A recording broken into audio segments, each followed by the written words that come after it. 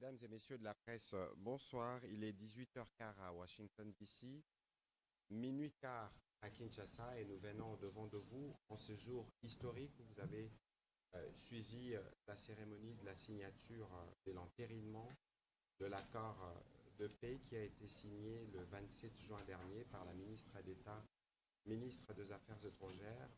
Vous savez que nous sommes ici, mais nous sommes totalement en compassion et en solidarité avec nos populations qui continuent de ployer sous les attaques de forces hostiles.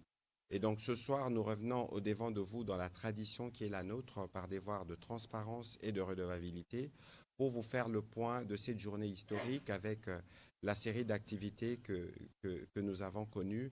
La première, évidemment, c'était la rencontre d'abord bilatérale entre le président de la République démocratique du Congo et son homologue américain, qui s'en est suivi d'une trilatérale. La ministre d'État, ministre des Affaires étrangères, avait assisté le président de la République dans ces discussions. Elle ne pourra peut-être pas nous donner les détails de ces réunions, mais elle pourra nous dire plus ou moins le tableau général du package qui constitue les accords de Washington.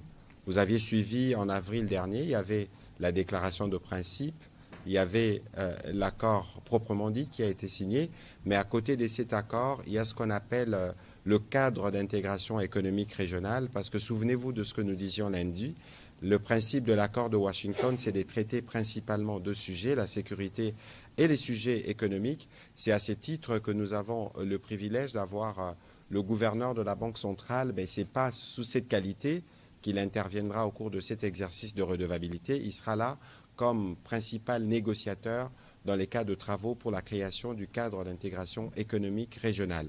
Ensuite, il y avait une double dimension dans les séjours, dans la visite du président de la République ici à Washington. Il y avait une dimension diplomatique avec l'accord, mais il y avait aussi une dimension bilatérale. C'est pour ça que nous avons le privilège d'avoir le vice-premier ministre, ministre de l'économie, qui a signé aujourd'hui, juste après la cérémonie des signatures des chefs d'État, l'accord de partenariat stratégique entre la République démocratique du Congo et les États-Unis d'Amérique. Voilà plus ou moins résumé les activités que nous avons eues aujourd'hui, évidemment.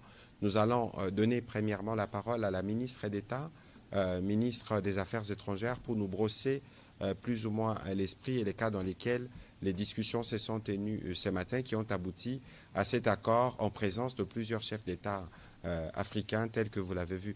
Madame la ministre d'État, merci. C'est des journées marathon, évidemment. Heureusement que vous êtes une Amazone, comme j'aime bien vous appeler, par rapport à votre engagement sur ces fronts diplomatiques que vous copilotez avec le président de la République. Nous sommes à Washington, l'épilogue sûrement de ce que vous avez commencé déjà il y a plusieurs mois.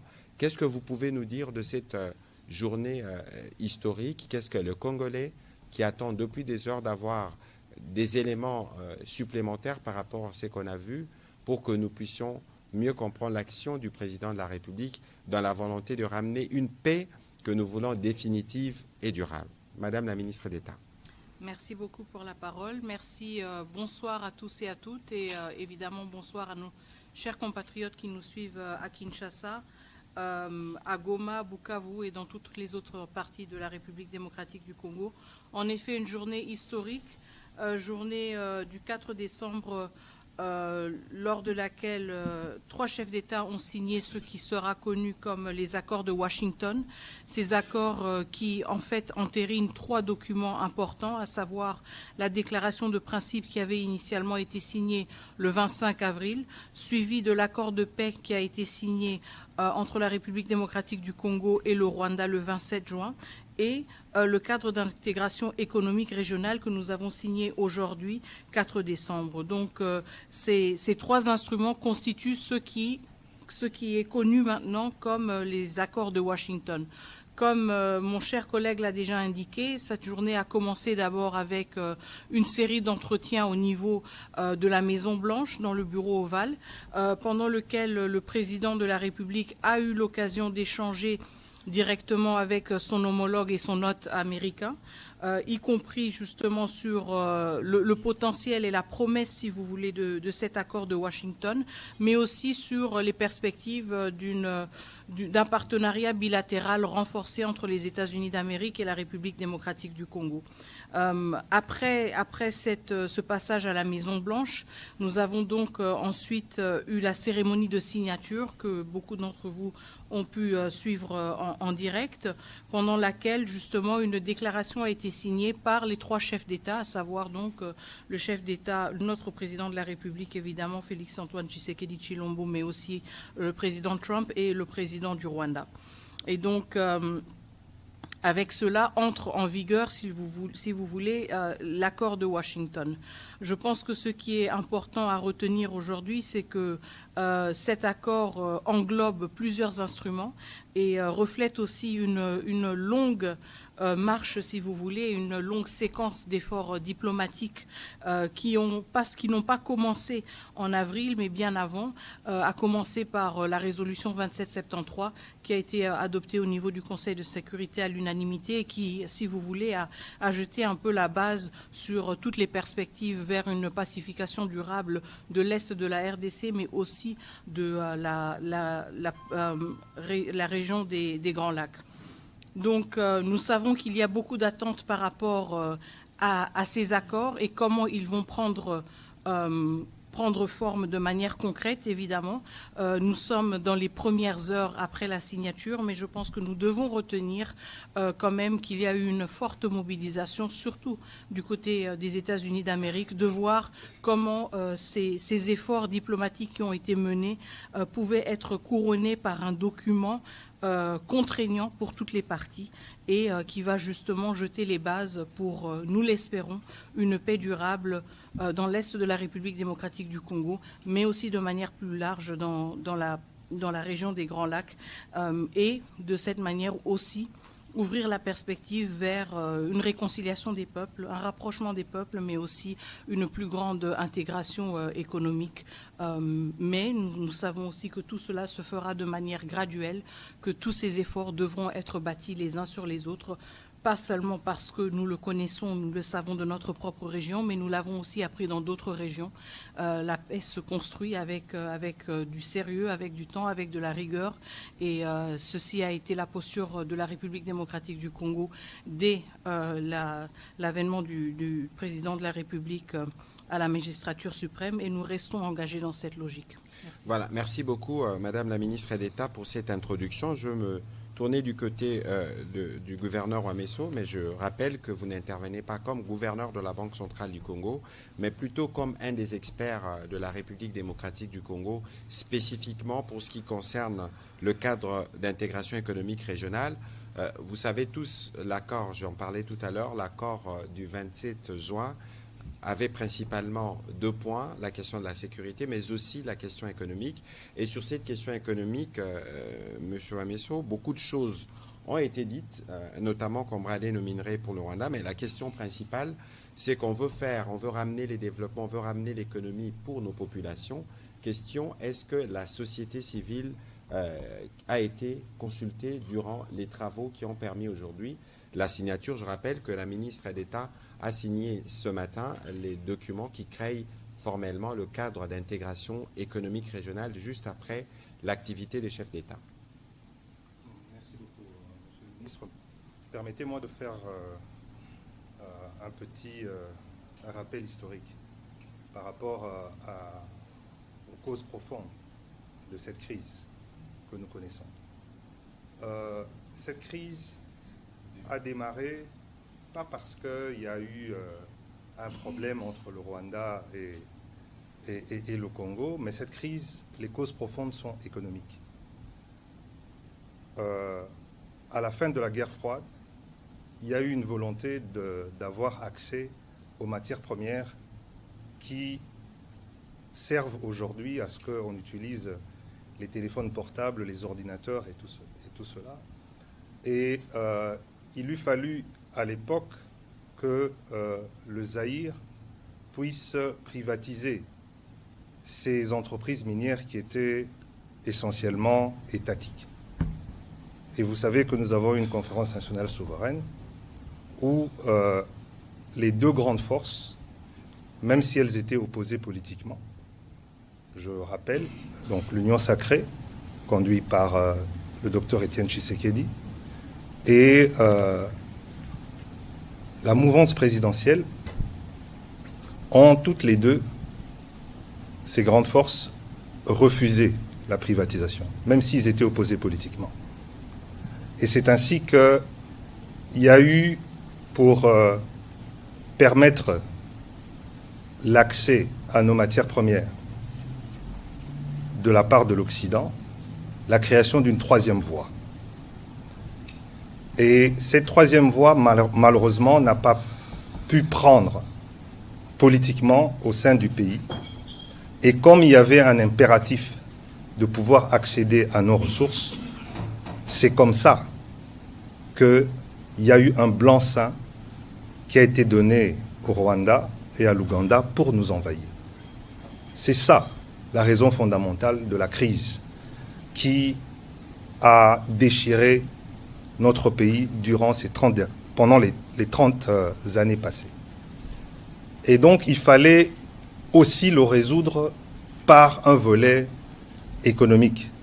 Pour résoudre ce problème-là, il fallait créer un cadre propice où, par rapport à cette économie passée, donc l'économie du numérique et l'accès à ces ressources, que les choses soient clarifiées de manière transparente, où on affirme la souveraineté de la République démocratique du Congo dans l'exploitation de ces ressources, et qu'on dise que s'il y a des matières de coopération entre les deux pays ou plusieurs pays de la région, que cela se fasse de manière transparente.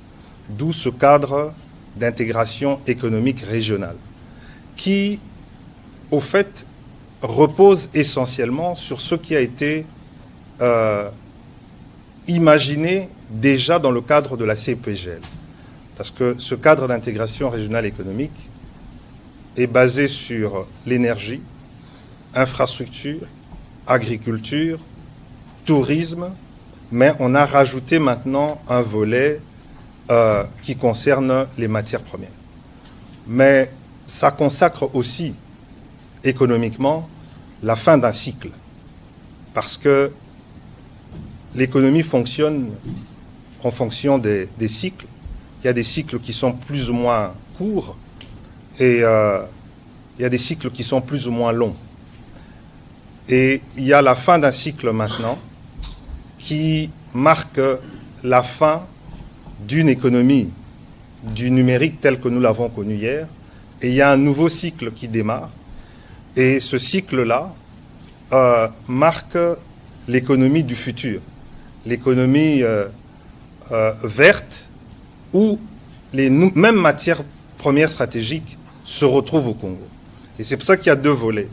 On règle un problème du passé avec le cadre économique d'intégration économique régionale, et il y a un partenariat stratégique qui s'ouvre sur les nouvelles matières premières. Et là, c'est du bilatéral directement, alors que ça ne s'est pas fait par le passé, où on négociait nos matières premières sans nous. Ici, maintenant, ça se négocie directement entre la République démocratique du Congo et les États-Unis. C'est un grand tournant, mais on va en parler les jours, les semaines et les mois qui suivent.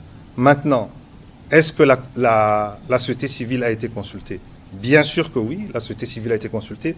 Pas seulement la société civile, mais la majorité des entreprises occidentales et américaines qui étaient concernées par l'exploitation des matières premières qui se trouvaient dans la région des Kivu, région qui est concernée par le conflit qui dure depuis 30 ans.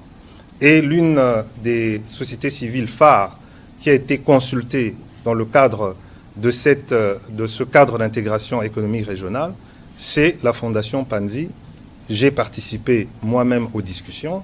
Il y avait Global Witness, il y avait Human Rights Watch, il y avait The Sentry, des organisations de la société civile qui ont toujours eu un regard très critique par rapport à ce qui se passe dans l'est de notre pays et qui ont emmené, au fait, leurs remarques pour que ce cadre d'intégration régionale économique se fasse d'une manière transparente, où les choses ne pourront plus échapper au fait aux populations locales. Et je dois préciser une dernière chose, c'est que ce cadre d'intégration économique régionale ne peut entrer en vigueur que s'il y a un retour total de la paix dans nos régions. Voilà. Voilà, merci.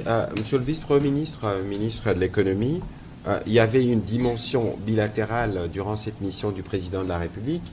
C'est justement l'accord du partenariat stratégique entre la RDC et les États-Unis qu'on appelait il y a quelques semaines le deal.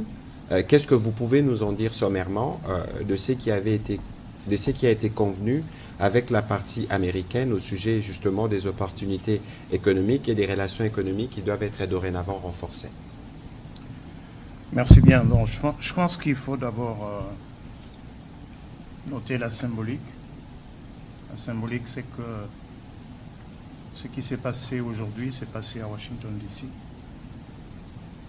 Et le résultat que l'on a vu aujourd'hui, c'est essentiellement aussi grâce à la détermination du gouvernement américain, de son président, le président Donald Trump.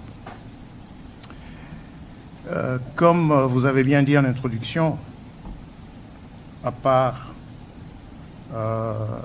ce cadre ou ces documents qui ont été signés entre la République démocratique du Congo et le Rwanda, il y a également eu, juste après cette cérémonie, dans une autre salle, peut-être loin de la plupart des caméras, une cérémonie de signature de 2 autres documents. Le plus important ici, c'est de noter que la relation entre le gouvernement américain et le gouvernement congolais a pris une autre dimension. Nous avons signé un accord de partenariat stratégique.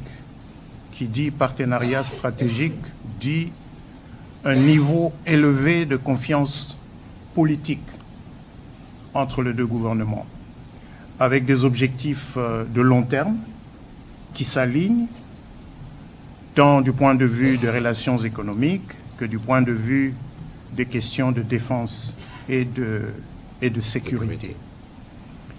Jusque-là, les relations économiques entre nos 2 pays étaient régies par un accord de protection, de promotion et de protection réciproque des investissements, conclu en 1984.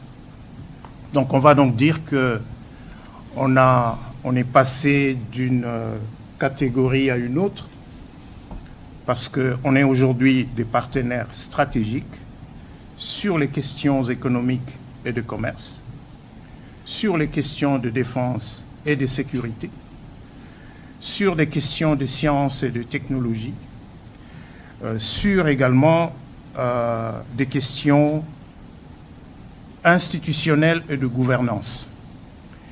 Et les questions institutionnelles et de gouvernance sont liées notamment à ce que nous envisageons de faire dans le domaine économique.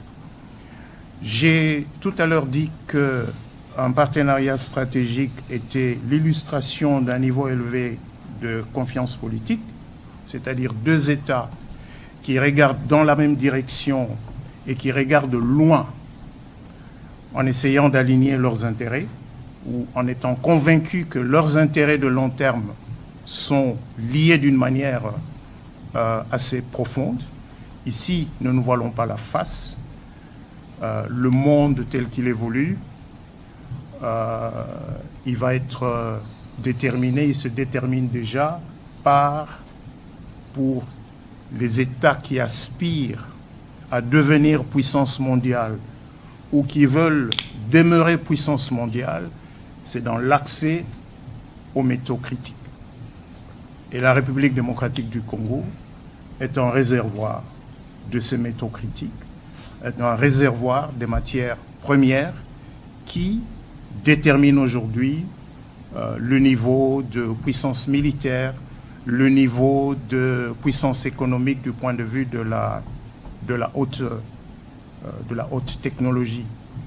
Donc, en même temps que la relation entre la République démocratique du Congo et le Rwanda est censée prendre une forme plus paisible, une forme de prospérité partagée, il est également important pour celui qui a été le parrain et qui voit un intérêt à sécuriser son accès aux métaux critiques, aux minéraux critiques qui sont disponibles en République démocratique du Congo.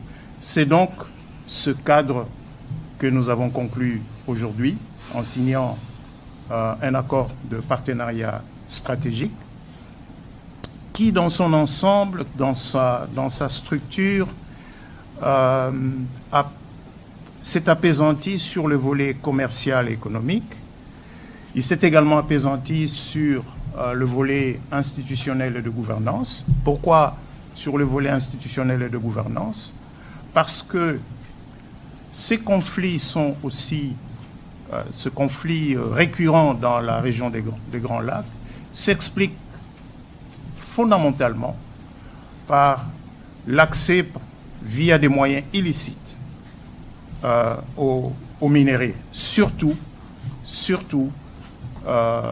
les matières critiques qui résultent de l'exploitation artisanale de minéraux. Et donc remettre de l'ordre, renforcer les capacités de l'État congolais dans ce domaine est apparu important pour que les objectifs communs que nous avons sur le plan commercial et économique puissent se réaliser. Il y a un deuxième volet, un deuxième document qui a aussi été signé. C'est un mémorandum d'entente entre les deux pays sur les questions de défense et de sécurité qui a donc été signé par Madame la ministre d'État, ministre des Affaires étrangères, avec le secrétaire d'État Rubio, alors que le secrétaire d'État Rubio et moi-même, nous avons signé l'accord de partenariat stratégique. Et ce document met en place un cadre pragmatique qui va permettre d'organiser la manière dont les relations économiques entre la République démocratique du Congo et les États-Unis vont prendre forme, vont s'intensifier pour nos intérêts mutuels de long terme. C'est donc un engagement de long terme. C'est pas un troc. C'est pas un troc. C'est, je répète, deux États qui conviennent, qui ont des intérêts de long terme. Nos intérêts de long terme, c'est le développement économique, dans la paix, dans la sécurité. Les intérêts de long terme des États-Unis, c'est un accès aux ressources minérales qui sont disponibles dans notre pays, un accès qui ne prenne pas les formes actuelles de groupes armés qui pullulent effectivement et exactement dans les régions où sont disponibles les terres rares et les autres métaux critiques. Voilà, merci beaucoup, Monsieur le Vice-Premier ministre. On va prendre des questions, évidemment. On pourra répondre à quelques questions en anglais pour les journalistes qui peuvent poser des questions dans cette langue. Je souhaiterais que nous puissions être courts et précis dans nos différentes questions parce que nous avons encore malheureusement un agenda particulièrement chargé dans les cas de travaux qui se font ici. Je vais commencer par Willy Kalingai, s'il vous plaît. Par ici, s'il vous plaît.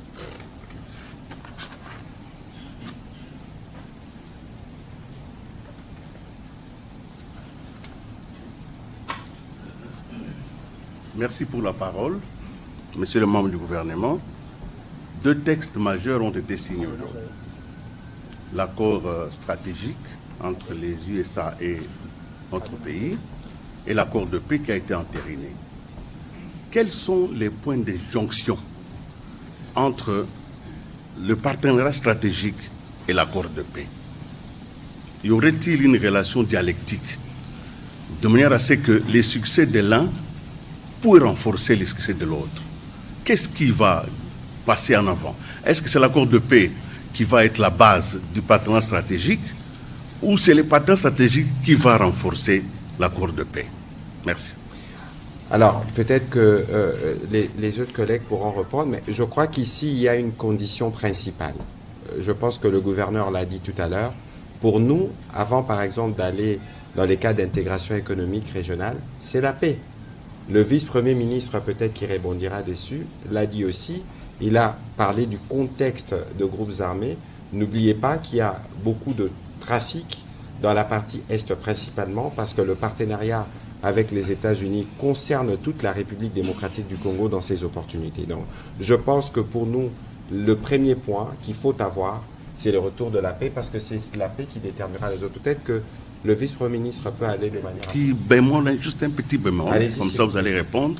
Dans les deals avec les Américains, il était convenu que nous acceptons l'accès à nos ressources et les États-Unis nous donnent de la sécurité.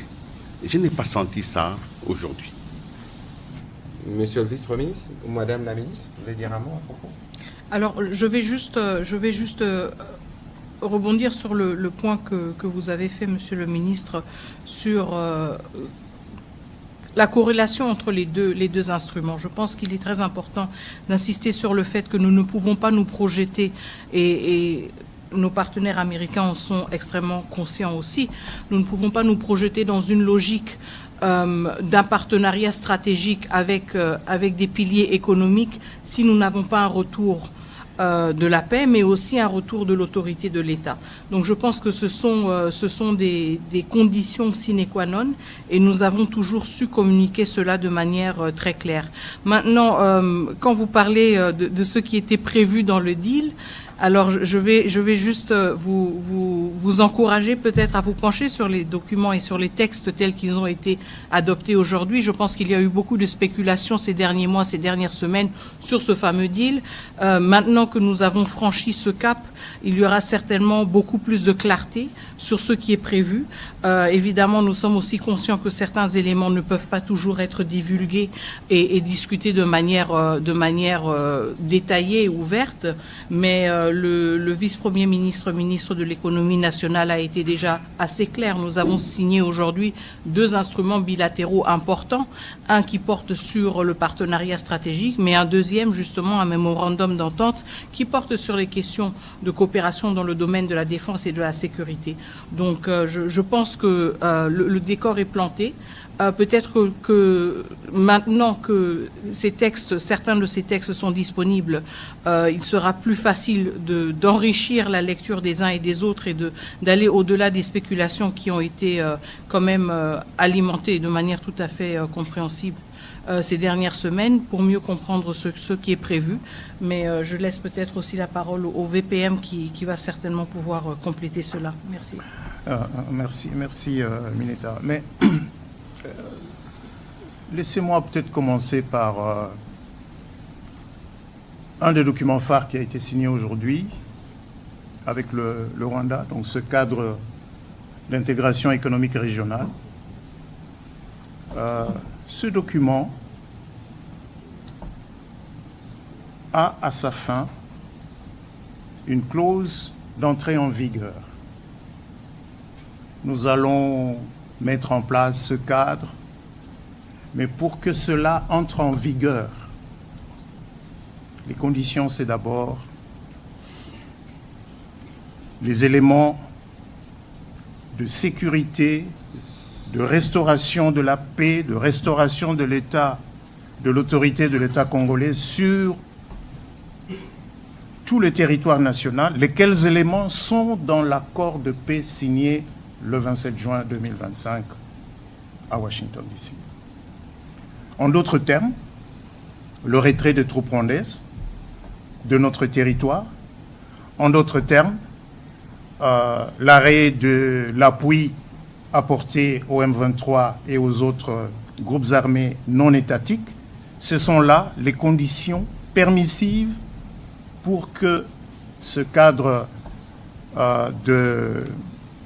d'intégration économique régionale se mette en place. Qu'est-ce qu'il y a dans l'accord de partenariat stratégique avec les États-Unis? Je sais que dans l'opinion, ça a été présenté de manière simpliste comme un troc, comme un deal, matière première contre sécurité. Non, ce n'est pas le cas. J'ai parlé des objectifs à long terme.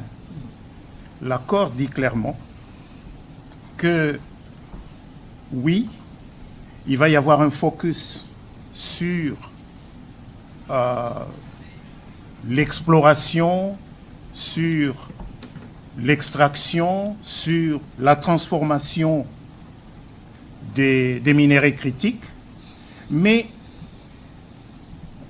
on va au-delà de simples minéraux critiques parce que, par exemple, l'accord prévoit que le gouvernement américain et le gouvernement congolais vont travailler de manière étroite pour faire avancer un certain nombre des projets qui sont considérés comme, comment je dirais, comme critiques pour qu'on transforme la RDC. C'est-à-dire Inga, Grand Inga. Ce n'est pas que nous disons non. Nous disons dans le texte, RDC et USA, nous allons travailler de manière coordonnée pour que ce projet avance. L'accord insiste aussi sur les corridors de Lobito.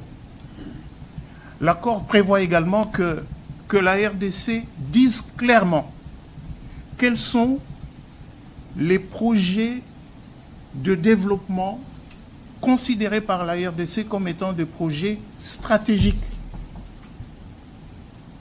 Et cette liste, la liste de ces projets stratégiques, sera incessamment communiquée par la RDC à la partie américaine et fera partie intégrante de l'accord. De la même manière que les États-Unis vont communiquer à la RDC les projets considérés par la partie américaine comme étant des projets critiques sur un certain nombre de métaux. Voilà donc, si vous voulez, cet ensemble. Maintenant, comment vous voulez qu'on avance sur ces grands dossiers si il y a de l'instabilité dans une grande partie du territoire? C'est là le lien. C'est là le lien. Et le point de départ, justement, pour restaurer les conditions de paix et de sécurité, ces éléments sont dans l'accord de paix signé le 27 juin, et ces éléments ont été repris comme condition d'entrée en vigueur du cadre d'intégration économique régionale.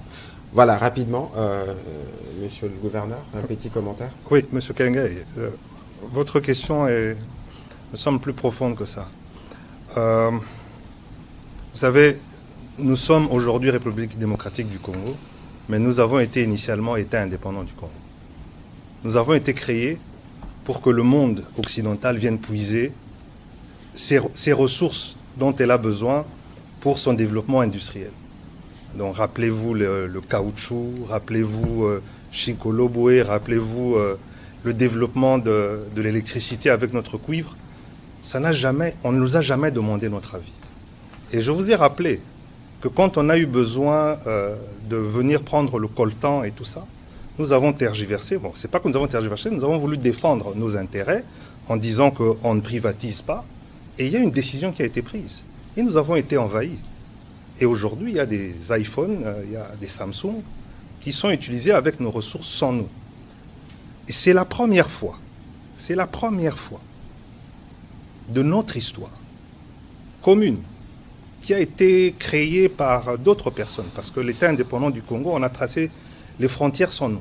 C'est la première fois qu'il y a une nouvelle révolution industrielle qui va arriver et qu'on décide de pouvoir discuter de l'accès de ces matières premières dont on a besoin pour cette révolution industrielle, qu'on discute avec la RDC. C'est un tournant historique. Et il faut qu'on en prenne la mesure nous-mêmes. C'est-à-dire quoi? C'est-à-dire que ce que nous voulons, voir, c'est-à-dire la paix et tout ça, dépend de la responsabilité que nous devons comprendre qui est la nôtre par rapport à cet événement historique qui a été arraché grâce au leadership du président Tshisekedi.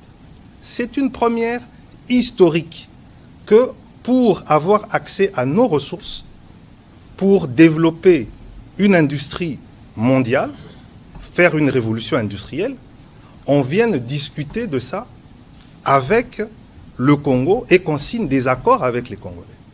C'est très, très important. Alors, merci de ce rappel. On va prendre la question de Madame Elena. Ensuite, on prendra... please, go to the microphone.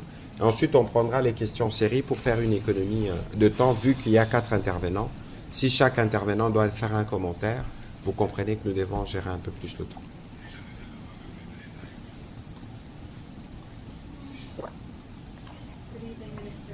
Thank you so much for doing this. Janelle de Malaon from Deutsche Welle. Would it be possible to get an answer in English and in French? Yes. Thank you very much. So my question is, now that the agreement has been signed, do the Congolese people know what has been signed, and do they stand behind it? Can you please talk to the microphone? Yes. Thank you. Is this better? Yes. Thank you.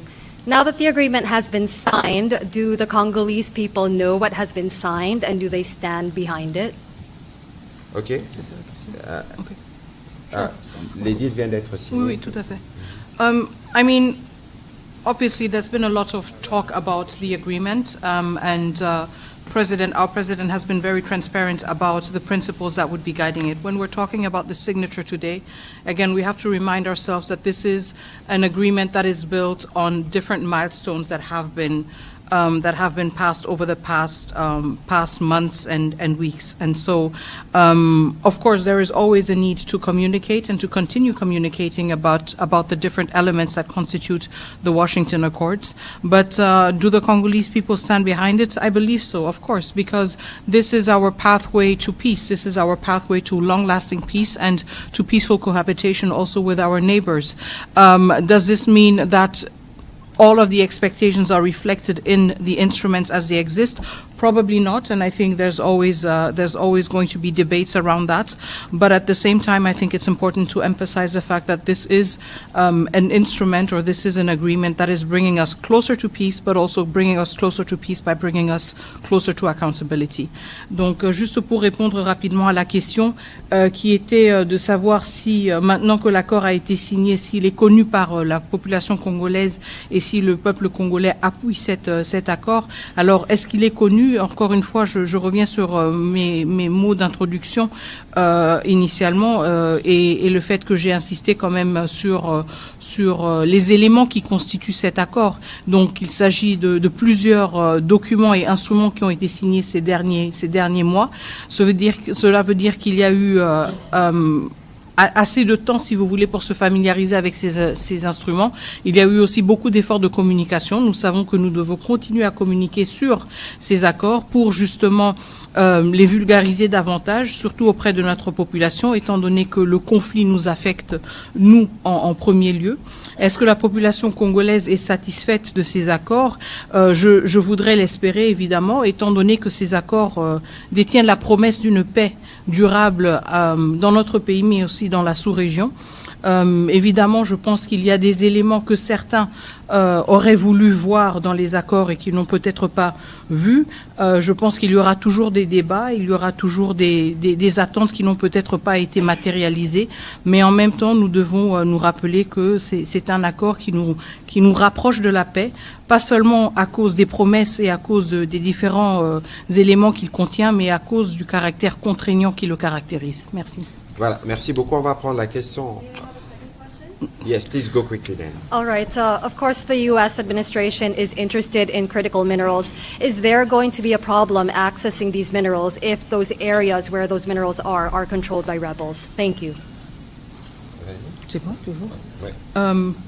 I mean, obviously, again, we are emphasizing the correlation, and I think the Vice Prime Minister, Minister of Economy, was very clear about that. We are emphasizing clearly the correlation between economic opportunities and opening up opening up our landscape, if you want, to different investors and security and the ability to do so in certain areas. So there is a strong link between the two, and this is why we insist on building resilient and strong, robust strategic partnerships, but also partnerships that are cognizant of the complexity of the context. We cannot project ourselves in a future whereby partners can benefit or access our natural resources when issues such as the safety of our people are not addressed. And this is fundamental to any perspective of economic activity in the areas that are currently occupied by rebels. So obviously these elements go hand in hand. The return of state authority is a precondition to any economic, successful economic venture or enterprise. Ok, merci. On va prendre la question de Michael Cavana et puis je vais demander à Peter Tiani de se préparer. Allez-y, s'il vous plaît.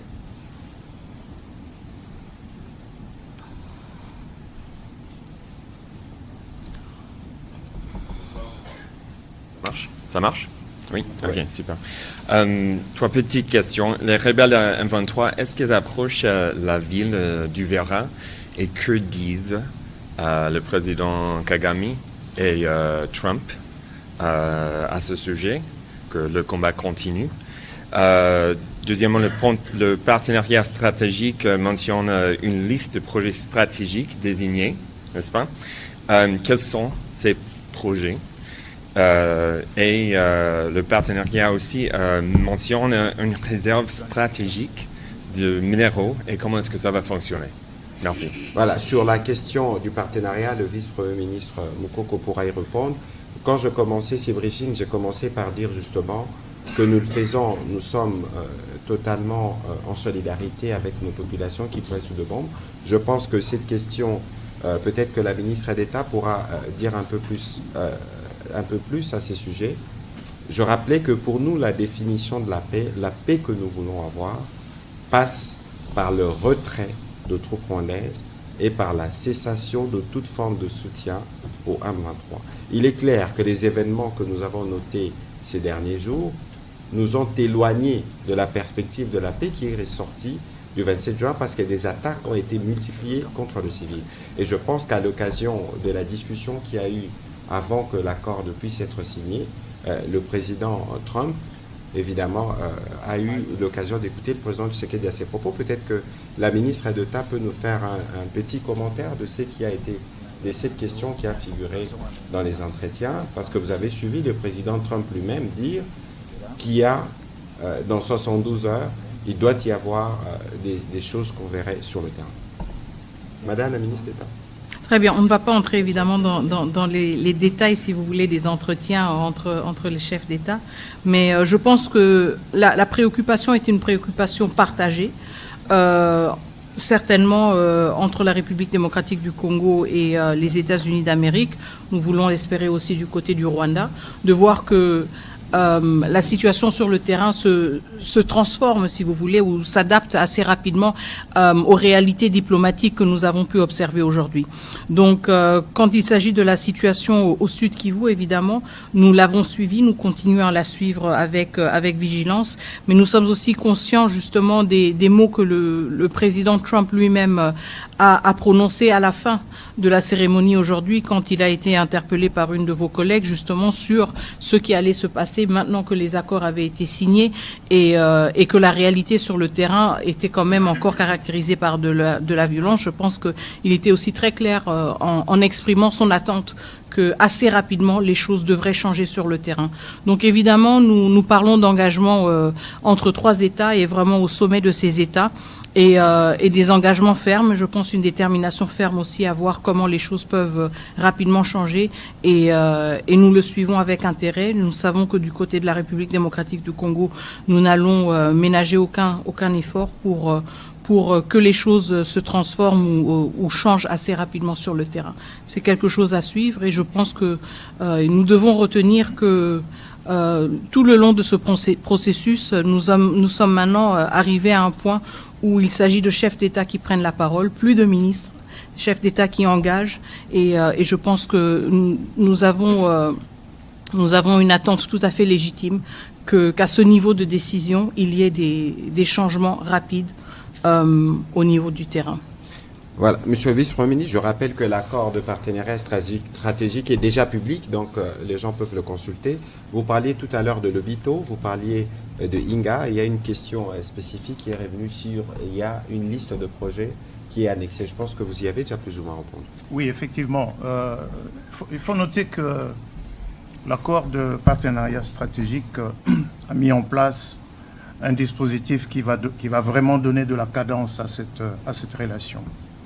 D'abord, il prévoit qu'un comité de pilotage conjoint va être est créé. Il est créé dans l'accord. Sa composition est définie dans l'accord de deux côtés, avec deux coprésidents. Du côté américain, le département d'État, et du côté congolais, ça va être le ministre le plus préséant entre les 4 ministres qui ont donc été identifiés, dans l'accord. Et sur la question des projets stratégiques du point de vue de la RDC, laissez-moi dire que Inga et Lobito ressortent comme des pans à part, à cause justement de l'importance stratégique de ces deux initiatives. Mais l'accord prévoit que la RDC communiquera via le comité de pilotage conjoint la liste de projets stratégiques. Quand on parle de projets stratégiques ici, il ne s'agit pas nécessairement de projets dans le secteur minier. Ça va toucher aux routes, ça peut toucher aux ports, ça peut toucher aux chemins de fer. Il va revenir au gouvernement de la RDC d'identifier ces projets stratégiques et de les communiquer. De la même manière, l'accord prévoit également que le gouvernement américain ait accès à des réserves minières stratégiques et il va donc revient à nous, RDC, de communiquer les concessions qui sont libres. Les concessions qui sont libres, et la liste de ces concessions sera communiquée toujours via le comité de pilotage conjoint. Et l'accord a bien défini quand est-ce que ce comité se met en place, avec quelle cadence il va travailler, de manière à ce que l'accord ne soit pas lettre morte, mais qu'il vive dans le long terme, parce qu'il n'a pas été conclu uniquement pour régler un problème de court terme. Il a vraiment été conclu pour bâtir une relation de long terme entre les deux pays. Voilà, merci. On va prendre les questions de M. Peter Tiani, puis on prendra 3 ou 4 pour terminer, parce que nous avons d'autres engagements. Vous allez prendre votre question, mais s'il vous plaît, nous irons par une question. Ce serait une étape comme ça, on en prendra les maximums. Allez-y, s'il vous plaît.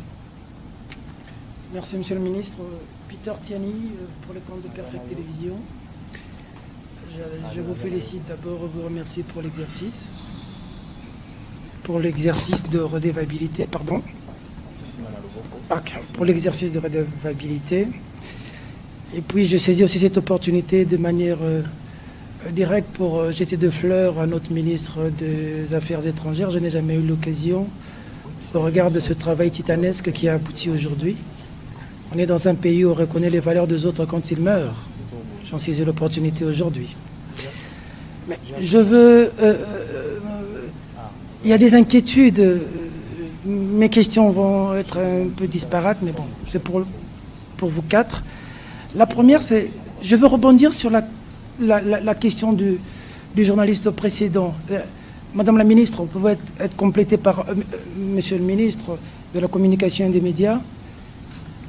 Après la signature de l'accord, on peut beau parler, il y a des choses qu'on attend sur le terrain, de manière palpable, les résultats. Sinon, on va parler en l'air. Les résultats, c'est la paix. Le Congolais qui est dans l'est du pays, lorsqu'il vous suit aujourd'hui, il a vu qu'on a signé, on a communiqué, le Congolais est content. Mais il se pose une seule question. Les bruits des bottes, ça finit quand? De manière claire, pas de langue de tabou, pas de philosophie. On a signé, si demain on apprend qu'on a attaqué Uvira, tout ce qui est fait aujourd'hui tombe caduc au sein de l'opinion, au sein de la communication. Dites-nous de manière claire, on a signé, il est écrit dans l'accord que les Rwandais doivent lever leurs mesures de défense chez nous. Ça se fait quand? Surtout que nous avons suivi Kagame dans son speech dire que ce n'est pas une fin en soi cet accord, et il va loin pour dire que si ça échoue, ce ne sera pas de la responsabilité du président Trump, mais de la responsabilité des partis, donc du Rwanda et du Congo. Il a été clair, il a été de mauvaise foi depuis toujours. Il n'est pas venu à Luanda, il a qualifié cet accord de stupide en juin. Bon, on sent qu'il ne veut pas. Au cas où, ça tirait. Qu'est-ce qui est arrivé? Les Congolais veulent savoir cette préoccupation que je vois dans le réseau. La deuxième... La dernière, s'il vous La plaît. dernière. Monsieur le ministre, monsieur le gouverneur de la banque, je vous félicite beaucoup pour ce que vous faites. Il ne faudrait pas que les gens appréhendent mal ce que vous dites. Parce que vous dites que les Américains... La communication, ce n'est pas seulement ce qu'on dit, mais c'est ce que les gens comprennent aussi. Les Américains vont prendre les minéraux, les matières rares chez nous. Bon, si je vous ai... Les terres rares, je ne sais pas si je vous ai bien saisi. Les matières stratégiques. En contrepartie de quoi? Le gouverneur venait de dire tout à l'heure que lorsqu'il voulait prendre du coltan, lorsqu'il voulait prendre du caoutchouc, il coupait les Congolais qui se présentaient avec des moignons. Aujourd'hui, quand il décide de venir à Inga, Inga, c'est pas dans l'Est, là, c'est ici, ça va. En contrepartie, il y a quoi? Et est-ce que nous sommes, nous, économiquement viables et crédibles aux yeux du monde et des Américains pour qu'ils nous prennent au sérieux? Votre analyse personnelle, je vous remercie. Merci, on va y répondre rapidement. Peut-être qu'on va commencer par la Mineta. Alors, évidemment, nous sommes conscients de l'attente tout à fait légitime de nos compatriotes à travers la République démocratique du Congo, mais en particulier dans les zones occupées, que cet accord se traduise très rapidement dans un changement des conditions et un retour à la paix. Alors, en termes de ce qui devrait se faire dans l'immédiat, évidemment, le premier pas serait un cessez-le-feu. Je pense que ça, ce serait un indicateur clair que les partis, un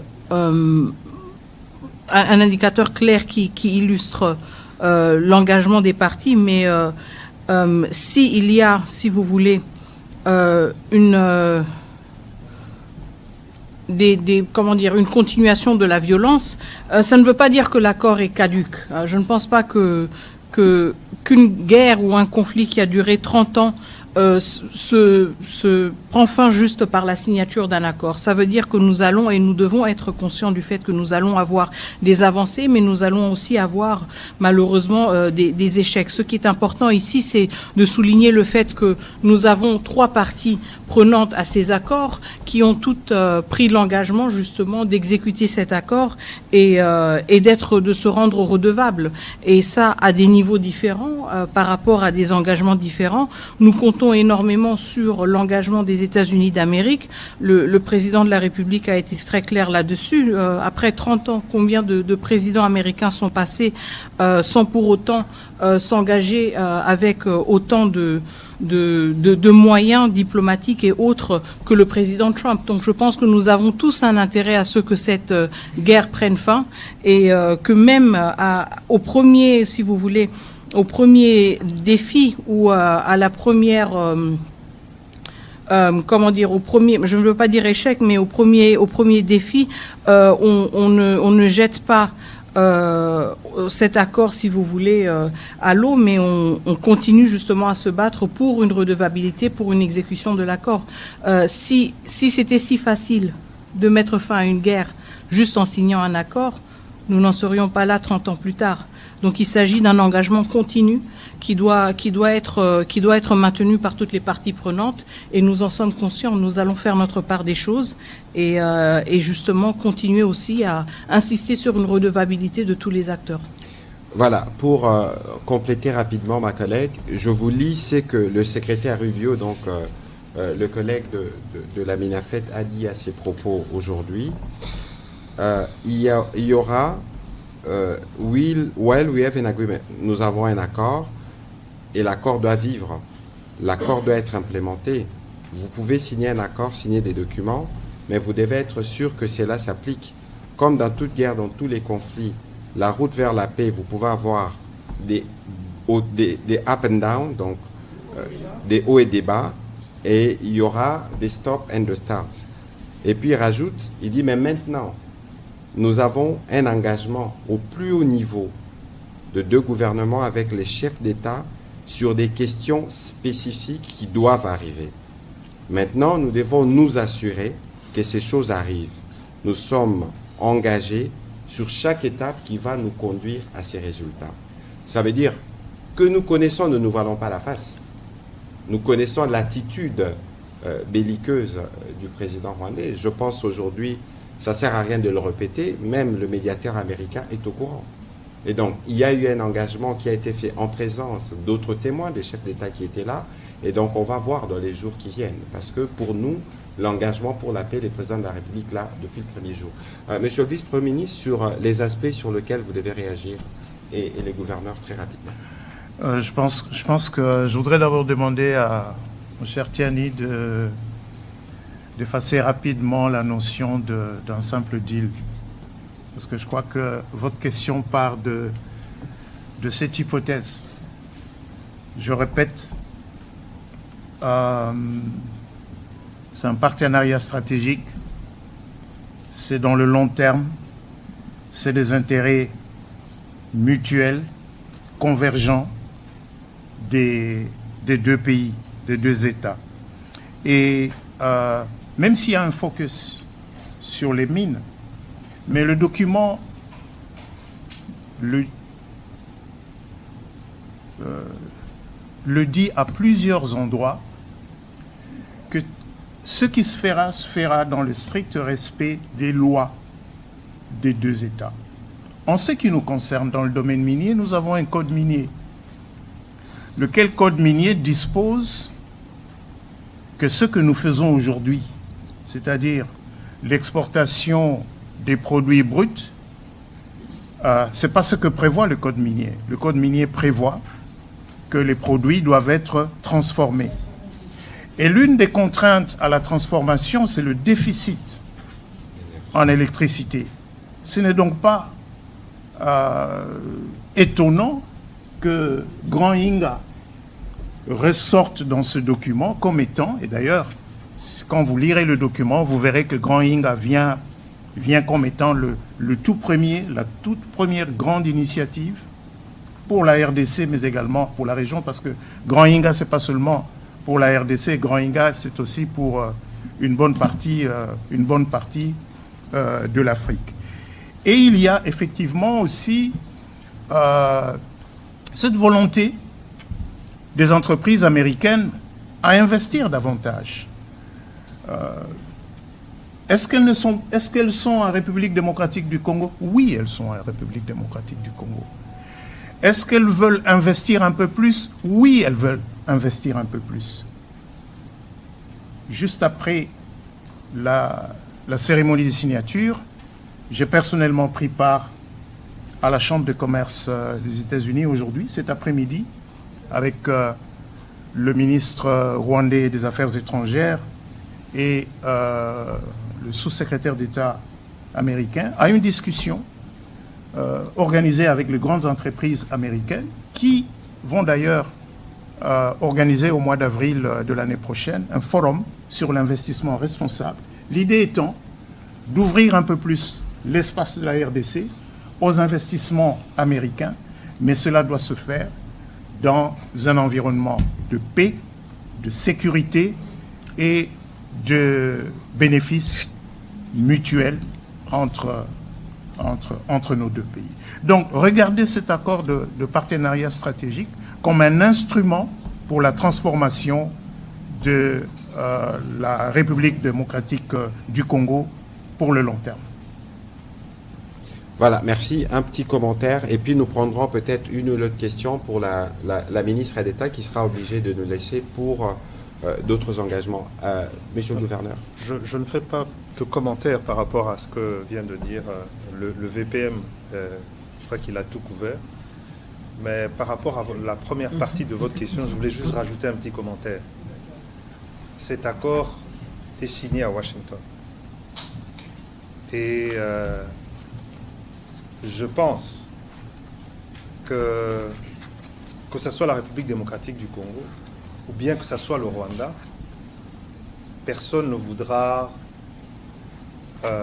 décrédibiliser les États-Unis d'Amérique par rapport à son implication pour cet accord de paix. C'est tout ce que je voulais rajouter. Voilà, on va prendre les questions de Siméon Isako. On va y arriver, s'il vous plaît. S'il vous plaît, s'il vous plaît.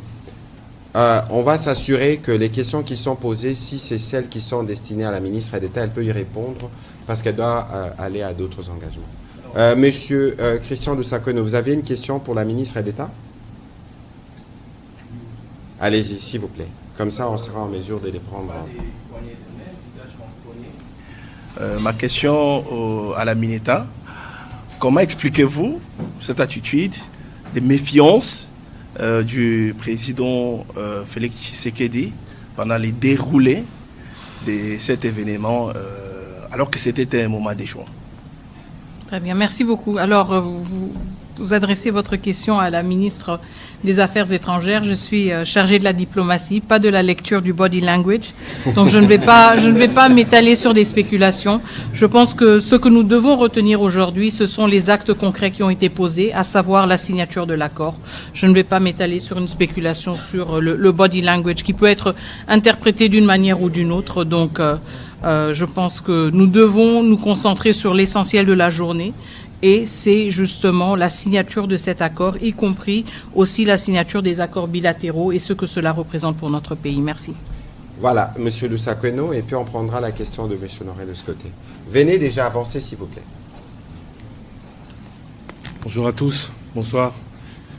Après avoir vécu depuis 30 ans cette guerre, en 1998 j'étais à Lusaka, et tout ce qui s'en est suivi, alors je vous parle du dialogue intercongolais, de Sun City, du dialogue global et inclusif de Pretoria, entre Congolais où l'implication du Rwanda était notable, du style des conseils que Paul Kagame a récemment donné à ceux qu'il soutient, du M23, s'il était eux.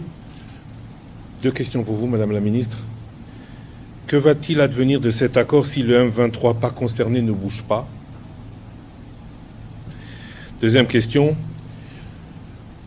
Quand vous signez au mois de juin l'accord, votre homologue rwandais déclarait pas de retrait des troupes rwandaises sans neutralisation des FDLR.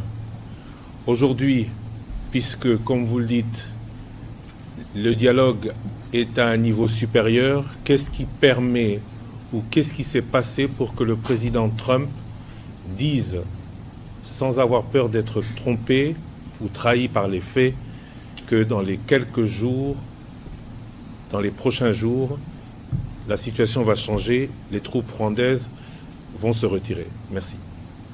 Alors, qu'est-ce que nous allons faire si le M23 ne bouge pas? Bon, je pense que, encore une fois, le M23 en tant que groupe est assez connu. Nous savons quelles sont les ramifications de ce groupe. Nous savons d'où est-ce qu'il détient les ressources et les capacités qui lui permettent d'opérer de la manière dont il opère. Donc, s'il n'y a pas de changement concrètement par rapport à la situation, nous allons aussi savoir qui sont les acteurs qui ont un rôle à jouer, qui ont une influence et qui ont refusé, si vous voulez, d'exercer cette influence. Quand vous regardez l'accord qui a été signé le 27 juin, il y a aussi justement des engagements pris par tous les États signataires de ne plus fournir un appui quelconque aux groupes armés. Et donc, je pense que cette corrélation est relativement claire entre la posture du M23, la posture que le M23 va afficher et la redevabilité, les engagements qui ont été pris dans le cadre des accords de Washington. Qu'est-ce qui donne au président Trump l'assurance que les choses vont changer sur le terrain dans les prochaines 72 heures? Écoutez, je ne fais pas partie de l'équipe du président Trump, je ne fais pas partie de ceux qui lui indiquent quels sont les leviers qu'il pourra activer, mais encore une fois, je pense que le fait que nous ayons ayons franchi ce cap très important avec la signature au niveau de chefs d'État de ces engagements, des engagements qui prévoient justement très clairement une concomitance entre le retrait des troupes rwandaises et la neutralisation des FDLR. Je pense que ceci nous donne un cadre assez clair qui clarifie justement ou qui explique, qui illustre les responsabilités des uns et des autres. Et il en revient au président Trump et à son équipe de savoir quels sont les leviers potentiels ou existants qu'ils veulent activer pour accélérer les choses ou pour rendre leur rôle de facilitateur peut-être plus percutant. Je ne vais pas m'étaler sur une spéculation là-dessus, mais je pense que quand un chef d'État se prononce de la sorte, il a certainement des éléments en sa possession qui le rassurent sur la faisabilité de certaines choses. Voilà, dernière question pour la Mineta. Monsieur Ashka, allez-y, s'il vous plaît. Oui, merci beaucoup. Je suis M. Honoré Kabongo. Ma petite question, elle ne cadre pas, elle ne fait pas partie du débat d'aujourd'hui. C'est au sujet de la réouverture de l'aéroport de Goma. Il y a des questions qui ont été posées là-dessus. La France n'en parle pas, la RDC non plus. Est-ce que nous avons abandonné les dossiers ou il y a quelque chose d'autre qui se prépare? Pour d'autres questions, je crois, les collègues ont déjà posé la question. Merci beaucoup. Merci. Alors, par rapport à l'aéroport de Goma, non, nous n'avons pas du tout abandonné le dossier. Je veux réitérer le fait que la réouverture de l'aéroport de Goma, conditionnelle pour justement faciliter l'accès humanitaire, a été énoncée comme une priorité par le président de la République démocratique du Congo. Pourquoi? Parce que nous sommes conscients du fait qu'une large partie de notre population dans ces zones occupées a besoin de cette assistance humanitaire. Nous savons aussi que les ressources et les financements pour l'assistance humanitaire sont de plus en plus réduits. Et donc, il y a un souci aussi d'efficacité, si vous voulez, quand il s'agit de l'utilisation de ces ressources dont nous disposons. Donc, nous ne pouvons pas nous permettre le luxe, si vous voulez, d'abandonner la question de l'aéroport de Goma. Il en va de la vie de milliers, de millions de nos concitoyens, de nos compatriotes. Donc, cela reste une priorité pour le gouvernement de la République démocratique du Congo. Nous avons affiché très clairement notre disponibilité, justement, à réfléchir sur comment rendre cela concret. Et nous restons sur cette position. Nous restons aussi engagés dans des conversations avec les différents acteurs humanitaires pour voir comment cela peut se matérialiser dans les plus brefs délais. Nous insistons aussi sur le fait que l'assistance humanitaire ne devrait jamais être utilisée à des fins politiques, ne devrait jamais être instrumentalisée. Et c'est la raison pour laquelle nous allons aussi, ou nous continuons aussi à mettre les uns et les autres devant leurs responsabilités morales, mais aussi humanitaires vis-à-vis du comportement qu'ils affichent par rapport à cette question de la réouverture de l'aéroport de Goma. La position du gouvernement est claire et nous espérons que l'humanisme va quand même se manifester aussi de l'autre côté et que nous allons arrêter de jouer avec la vie de milliers de personnes à des fins politiques ou stratégiques. Merci. Voilà, merci beaucoup Madame la ministre d'État merci beaucoup Madame la ministre d'État pour votre participation à cet exercice. Je sais que vous avez d'autres interviews encore qui vous attendent. Nous aurons l'occasion de nous retrouver. On va conclure avec les collègues qui sont ici. Prochaine question, on va donner à M. Israël Mutombo, qui sera suivi de M. Kalanji.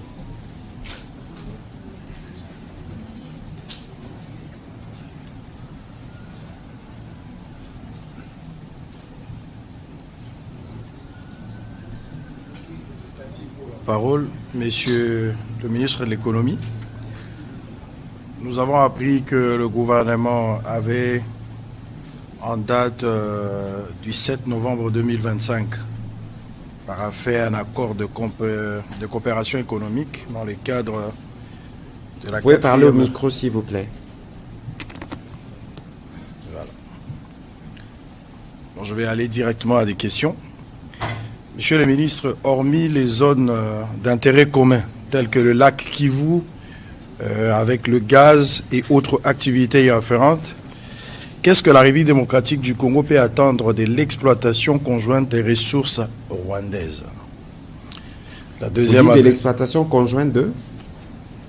Je disais, hormis les zones d'intérêt commun, telles que le lac Kivu avec le gaz et autres activités y afférentes, qu'est-ce que la République démocratique du Congo peut attendre de l'exploitation conjointe de ressources rwandaises? Deuxième, avec le développement du corridor de Lobito, quel rôle pourra jouer le Rwanda dans la chaîne de valeur de matières premières congolaises dès lors que le produit ne passeront pas par l'océan Indien, mais plutôt par l'Atlantique et sans l'intervention de ces pays? Pour terminer, cet accord économique qui nous lie est signé pour combien de temps et les dividendes prévisionnels Les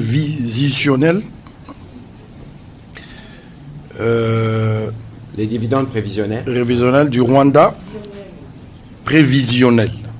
Rwanda peuvent être estimés à combien? Alors, votre question, je crois qu'elle a un double sens, parce qu'il y a une partie qui concerne le partenariat stratégique avec les États-Unis, mais il y a une autre partie, toutes les questions liées au Rwanda, c'est des questions qui sont plutôt destinées à l'expert qui a travaillé sur le sujet. Je voudrais commencer par le vice-premier ministre, et puis on terminera par l'expert sur les questions concernant le Rwanda. Bien, je pense que j'étais moi-même un tout petit peu perdu parce que je voyais qu'il y avait à la fois des aspects liés au cadre d'intégration économique régionale et d'autres liés donc à l'accord de partenariat stratégique, bien qu'il y a des liens, bien sûr. Hein. Il y a des liens entre les deux. Mais est-ce qu'il n'y a pas de collaboration entre la République démocratique du Congo et le Rwanda au moment où nous parlons? Si. Le barrage de Ruzizi, est-ce qu'il a arrêté de fonctionner? Ruzizi 2 fonctionne et fournit de l'électricité, un tiers au Rwanda, un tiers au Burundi, un tiers à la République démocratique du Congo. Au moment où nous parlons, il y a un projet de Ruzizi 3, 206 mégas, c'est-à-dire, c'est quoi 206 mégas, ça va faire à peu près 5 fois à peu près la capacité de Ruzizi 2. Le projet se monte, les bailleurs de fonds n'ont jamais quitté ce projet. Ce qui manque pour que Ruzizi 3 se construise, c'est la paix et la sécurité. Pour donner un peu plus d'électricité. Même dans les années les plus sombres, 98-2003, ces investissements-là, ces infrastructures-là, ont continué à fonctionner. Et je pense que le gouverneur Wameso a touché un mot là-dessus lorsqu'il est intervenu.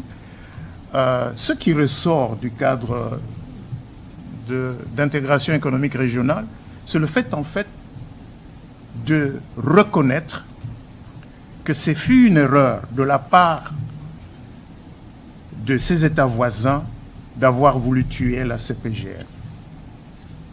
Parce que ce qu'on essaye de recréer aujourd'hui, c'est ce que la CPGL avait voulu mettre en œuvre pour une prospérité partagée dans la région des Grands Lacs. Quels sont les secteurs qui ressortent dans ce document? Le premier secteur qui est cité, c'est l'énergie. C'est l'énergie. Ces matières premières qui sortent aujourd'hui par des réseaux clandestins, elles ont besoin d'être transformées dans la région. Pour qu'elles soient transformées dans la région, il faut un peu plus d'électricité dans la région. En fait, le seul élément nouveau qui apparaît dans le document signé par notre collègue des Affaires étrangères ce matin, c'est les ressources minières. Mais sinon, tout le reste, ce sont des éléments que l'on trouve dans tous les documents de la CPGL, dans tous les projets de la CPGL. Et au moment où nous parlons, Sinelac, qui est une entreprise conjointe pour la gestion de barrages de Ruzizi, Sinelac n'a jamais fermé boutique. Sinelac continue à fonctionner. Quelle autre illustration vous voulez encore pour démontrer que c'est des destins communs. Mais ces destins communs, il faut les construire dans la paix et la sécurité. Rappelons-nous, quand il accède à la magistrature suprême, le président de la République, Félix-Antoine Tshisekedi, dans ses premiers actes, à partir de février 2019, il a visité chacun des 9 États voisins. Ce sont les premiers actes qu'il a posés en tant que président de la République. Visiter chacun des 9 États voisins, justement pour lancer cet appel à la coexistence pacifique, à la prospérité partagée à partir de nos ressources. Donc, l'Obito est une initiative importante, aujourd'hui qui fait courir, il faut le reconnaître, qui fait courir le monde entier. Ce n'est pas que les États-Unis, c'est également l'Union européenne, c'est les autres institutions financières multilatérales qui veulent bien voir se mettre en place, de notre point de vue, pas seulement un simple corridor de transport, mais un vrai corridor de développement. Parce que ce que nous ne voulons pas, c'est de faire, de favoriser par ce chemin de fer l'exportation de nos matières premières brutes, mais à l'aide des investissements dans le secteur de l'énergie, dans le secteur du transport, dans le secteur de plateformes logistiques, justement de favoriser l'éclosion des espaces de production et de valorisation de nos ressources minérales. Monsieur le gouverneur, je me tourne de votre côté parce que sur cette question, il y a eu beaucoup de spéculations, disant que nous voulons donner l'accès à nos ressources aux Rwandais pour qu'ils arrêtent de faire, de nous agresser. Certains disaient qu'on a fait le bradage. Certains disaient que dans ce qui se prépare dans le cadre d'intégration économique régionale, la République démocratique du Congo est perdante. Est-ce que vous pouvez, à travers cette question, rassurer nos compatriotes qu'aucun intérêt de la République n'a été bradé? Bon, je crois que c'est toujours ça la spéculation quand on parle de la RDC. Mais le cadre économique, le cadre d'intégration économique régionale va être public, tout le monde pourra le lire. Au fait, l'objectif, il faut toujours aller dans l'objectif profond. C'est que l'exploitation de nos ressources par le Rwanda est une réalité. Il fallait régler ce problème. Le premier problème... De manière illicite, il faut préciser. Bien sûr. Par les réseaux de proxy bien et sûr, les trafiquants. Le pillage par la guerre, je l'ai expliqué ici, c'est que cette guerre, la raison fondamentale de la guerre, c'était piller nos ressources pour fournir, au fait, l'industrie du numérique, pour faire court. Alors, le cadre d'intégration économique régionale affirme d'abord une chose, la souveraineté de la RDC sur ses ressources. Pourquoi? Parce que pour créer une chaîne d'approvisionnement qui a une autre chaîne d'approvisionnement alternative à la place de ce qui a fonctionné pendant plus de 30 ans avec le Rwanda, il nous faudra du temps. Donc il faut d'abord faire en sorte qu'un produit qui vient du Congo soit estampillé Made in Congo, même si il devrait passer par le Rwanda, ce qui n'est pas le cas aujourd'hui. Le cadre d'intégration régionale économique le garantit.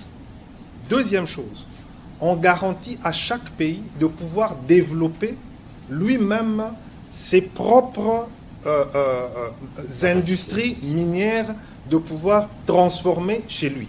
C'est garanti. Et on dit ceci, si les deux pays trouvent des zones ou bien des terrains d'entente pour des développements communs, ils peuvent le faire. On ne dit pas qu'ils doivent mutuellement travailler mutuellement, non. Ce n'est pas une obligation, c'est écrit noir sur blanc. s'ils ont ils trouvent des opportunités de développement commun, ils peuvent le faire. On ne peut pas le refuser.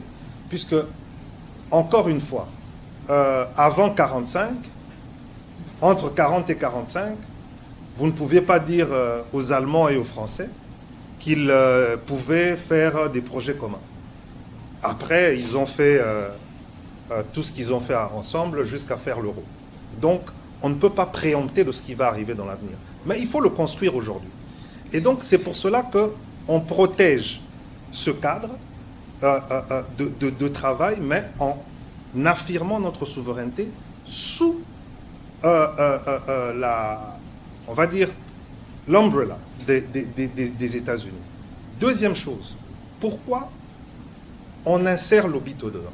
D'ailleurs, ça ne venait pas de nous, je dois vous dire ça, c'était un souhait des États-Unis. Pourquoi?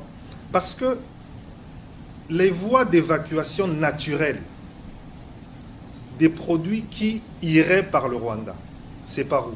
C'est l'océan Indien. Et l'océan Indien, c'est où? C'est la Chine. Donc, il fallait faire en sorte que dans l'intérêt des Américains, qui sont les parrains de ce cadre d'intégration régionale économique, qu'on puisse avoir la possibilité de pouvoir développer une chaîne d'approvisionnement qui passe par l'Ouest. Parce qu'on ne sait jamais, les terres rares, c'est le Maniema. Et il y a un projet de route ou même de chemin de fer qui quitterait le Katanga, qui remonterait jusqu'au Maniema.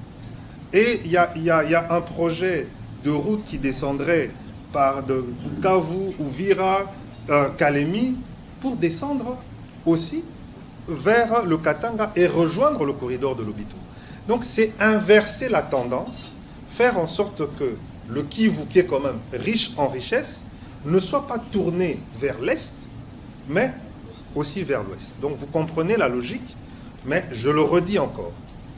Tout ceci ne pourra fonctionner qu'avec notre sérieux. C'est quand nous allons nous montrer des partenaires sérieux. Et moi, je le dis vraiment sans langue de bois. Ils ont expérimenté pendant 30 ans une coopération sur nos matières premières avec le Rwanda. Ça a fonctionné. Vos iPhones ici, vos Samsung, le coltan vient de chez nous, ça passe par le Rwanda, mais ça approvisionne les usines qui produisent les téléphones portables qui sont vendus au monde entier, y compris à nous les Congolais. Donc si nous voulons entrer dans un partenariat stratégique sérieux avec les Américains, il faudrait qu'on se montre sérieux nous-mêmes et que nous puissions, comme on dit ici, we need to deliver.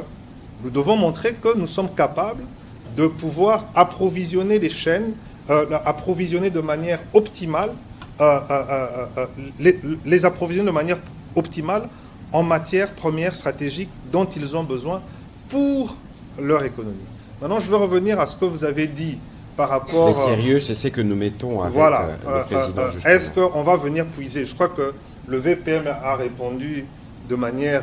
mais non, ça sera, comme dit le président, du win-win. C'est-à-dire que vous venez avec votre entreprise, vous avez un gisement et vous allez respecter le code minier et vous allez faire des joint ventures, quitte à le faire avec Gécamine ou avec Sakima, ou avec... Ça va vraiment fonctionner de manière... Et ça sera tout à fait transparent. Et vous savez, la transparence, c'est d'abord quelque chose qui est lié à l'éthique des affaires au niveau des États-Unis. Tout va être publié. Vous avez vu tout ce que nous avons signé. Puisque ça a été signé aujourd'hui, il y a une obligation légale. Avant 17 heures, tout était rendu public. Donc, tout va être transparent. Et je voudrais finir par autre chose. Dans le cadre d'intégration régionale économique avec le Rwanda, vous savez qu'il y a les normes de l'ITIE dont ils n'étaient pas... ils n'ont jamais voulu... Voilà, ils n'ont jamais voulu accepter l'ITIE. Mais dans le cadre de ces négociations, nous les avons obligés. Pourquoi? Parce que avec la signature de se conformer à l'ITIE, ils doivent faire un effort supplémentaire de traçabilité qu'ils ne faisaient pas. Vous savez qu'ils prenaient les matières premières en RDC, ça arrivait au Rwanda et ça entrait dans du packaging et c'était estampillé. Alors que maintenant, avec le processus de l'ITIE, cette pratique va devenir de plus en plus difficile. On doit savoir de quel trou ça sort. Voilà, exactement. Voilà, merci. On va terminer. On va prendre les 3 dernières questions, s'il vous plaît. Monsieur Kalanji, Monsieur Moubenga, avant c'est Gardigana. Allez-y. Venez, s'il vous plaît, vous poserez les 3 questions en série. On va terminer par vous, s'il vous plaît. Allez-y, Gardigana, s'il vous plaît. Allez-y. Pour la question, je veux poser 2 questions très directes. D'abord au VPM. VPM, prière de noter, nous répondrons à une série pour terminer. C'est une question de précision VPM. Tout à l'heure, vous avez semblé dire que l'accord stratégique est tributaire des résultats dans la dynamique de paix. Mais une question de précision, quelle est la nature que vous donnerez à l'accord signé le 27 juillet dernier 2025 avec Cobod Metal, qui est une société américaine, et dont la communication a articulé la signature de cet accord comme étant le prérequis de cet accord stratégique. Mais aussi dans la même question, est-ce intéressant de commencer une telle approche stratégique avec un espace qui fait l'objet d'un litige avec AVZ, l'ancien exploitant? Au gouverneur, je dirais le principal négociateur, ma question s'articule autour de l'intervention, encore votre introduction dans la réponse que vous accordez à la question de William Kalingai. Vous avez semblé dire que la RDC, dans sa naissance, n'était pas imaginée comme étant un État indépendant. Donc, nos problèmes, peut-être notre faiblesse aujourd'hui est de l'ordre congénital. Quels sont les axes essentiels dans cet accord qui nous permet d'échanger ce prisme-là? Et est-ce qu'aujourd'hui, il y a quelque chose qui change pour que le monde, qui nous voyait comme une simple réserve, puisse changer son regard également sur l'évolution de cet État? Merci. Monsieur Kalanji, s'il vous plaît. Voilà, bonsoir tout le monde. Pour aller vite, tout droit au but, ma question a 2 volets. La première, vous avez très bien parlé, j'ai saisi, mais je m'inquiète un peu. Est-ce que vous avez... Did you have a timeline? J'ai compris que tout ce que vous avez dit était vrai, mais vous n'avez pas donné les limites. Quand est-ce que vous allez dire, bon, le Rwanda, nous vous donnons 3 mois, 1 mois, 6 mois pour libérer le Congo. Si vous ne quittez pas dans ce temps-là, voici les punitions qui vont tomber sur vous. Parce que quand vous dites qu'il y a la pression américaine, et comme le gouverneur l'a dit, il y a quand même cette crédibilité américaine. Oui, la crédibilité, on peut mettre la pression pendant 5 ans, 10 ans, 15, 20 ans. Et le Rwanda, nous connaissons leurs habitudes, ils risquent de refuser toujours de partir, et nous serons toujours en train de... Oh, on va parler, on va parler. Moi, je pense, si vous pouvez nous dire, est-ce qu'il y a un set time, when is it going to take for them to leave the Congo? C'est là, s'ils ne livrent pas de Congo, voilà les punitions que les États-Unis et le Congo vont implémenter sur eux. Voilà. Parce que nous connaissons Kagame. Deuxième volet. Maintenant, admettons qu'ils changent. Le Rwanda s'en va. Ils quittent le Congo, tout est calme, tout va bien. Ils partent dans 24 heures, comme Donald Trump l'a dit. Est-ce que vous pensez aussi que ça doit finir par là? Ils sont partis, c'est la paix du monde. Alors les 15 millions, 20 millions de morts congolais, y aura-t-il des punitions pour ce pays qui nous a détruits pendant 30 ans, ou bien il n'y aura plus de punitions, ils vont chez eux, c'est la paix du monde, Jésus-Christ est vivant. Merci. Voilà. Merci, bien noté. Monsieur Moubenga, on termine par vous, s'il vous plaît. Merci pour la parole. Je m'adresse au gouverneur, qui est le principal négociateur. Dans ces deals ou dans ces partenariats stratégiques, parce que quand on parle de... Je ne suis pas le principal négociateur pour le partenariat stratégique. Le partenariat stratégique RDC-États-Unis, c'est le vice-premier ministre, ministre de l'économie. Le cadre d'intégration économique régionale, c'est le gouverneur, mais ici, il intervient comme principal négociateur. Alors, je vais aller dans le cadre de l'intégration régionale. Nous voyons que, je ne sais pas si c'est une faiblesse, parce que autour de ces cadres d'intégration régionale, vous reposez peut-être votre argumentaire sur le fait que le Congo est sous-développé, il n'est pas équipé, il n'y a pas des infrastructures, et que chez les voisins ou les autres, on peut aller directement, il y a des raffineries au Rwanda, chez nous, il n'y en a pas, et nous pouvons prendre les minéraux chez nous et travailler de l'autre côté. Oui, je ne sais pas si c'est... Allez-y, la question. Alors, quel est les timings pour la RDC de pouvoir se reconstruire où se construire, avoir des raffineries et avoir l'électricité parce qu'il y a un déficit majeur avec Inga et tout ça. On ne peut pas attendre, les entreprises américaines veulent directement venir travailler au Congo. Quel est le temps que vous, en tant que gouvernement, vous avez prévu pour que cela soit possible? Et pour la deuxième question, avec les partenariats stratégiques, la Chine est aujourd'hui un principal partenaire de la RDC. Quelle est sa place dans ces partenariats que vous venez de signer aujourd'hui? Est-ce qu'il y a un conflit entre les deux grandes puissances qui vont se battre chez nous et les bombes vont tomber sur nous, ou vous avez vraiment garanti aux Chinois que non, de toutes les façons, nous sommes avec les Américains, vous venez de temps en temps la nuit aussi prendre votre part? Voilà, merci pour vos questions. On va commencer. Allez-y alors, rapidement, Madame Rachel. Non. Au fait, c'est juste une petite question de précision, mais qui va compléter la question de mon collègue Kalonji. C'est sur la question des contraintes, le temps. Quand on lit l'accord, sur la question, par exemple, du cadre d'intégration économique et régionale, il y a un deadline qui est donné dans cet accord. Après 3 mois après l'entrée en vigueur du présent accord, le cadre d'intégration économique régionale en plusieurs étapes sera défini dans un accord distinct. Vous avez l'accord, Monsieur le ministre. Il y a un délai qui est donné.